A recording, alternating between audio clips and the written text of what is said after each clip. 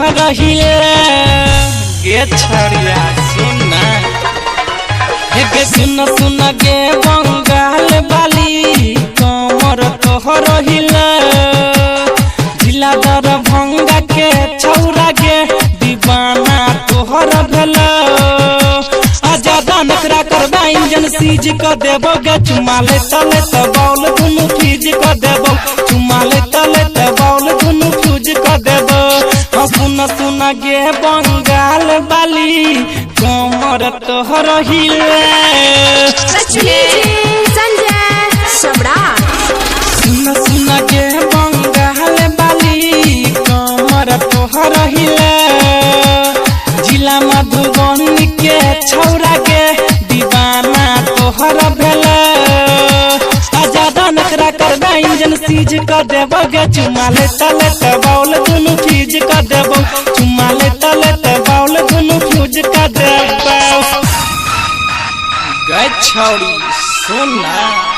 तोरे कहै छियै की कहै छी रे छोरा बोल डीजे मुकेश शर्मा दुर्गा स्थान कथरा डीजे संजय सम्राट मेकअप के पूरा देबो हम तोहरा खर्चा यूपी बिहार में छो तोरे गचरचा हां सच में रे मेकअप के पूरा देबो हम तोहरा खर्चा यूपी बिहार में छो तोहरे गचरचा देबो ही कोना कोना छौरा के छौरी के हम जा लो जे तहु उठा के गे और के सटा में तोरा आजादा नखरा करबा इंजन सीज क देबो गे चुमा ले तले त बॉल दुनु फ्यूज क देबो चुमा ले तले त बॉल दुनु फ्यूज क देबो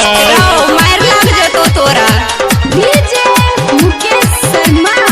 दुर्गा स्थान कथरा संजय सम्राट तोरे कहै छौ परे मिशन तोस गे दिलीप गरलिया सकले गोरी भेट गे हां कर लो भेंट तोरा से तोरे कहै छौ परे मिशन तोस गे दिलीप गरलिया से कोले गोरी भेट गे तू फंस गेलही गे छौरा के जाल में लले तो चुमा गोरी गोरे गोरे गाल में देबही कोना कोना छौरा के छौरी के मजा आजादा नखरा करबा इंजन सीज क देबो गे चुमा ले तले त बॉल दुनु फ्यूज क देबो चुमा ले तले त बॉल दुनु फ्यूज क देबो गे सच में।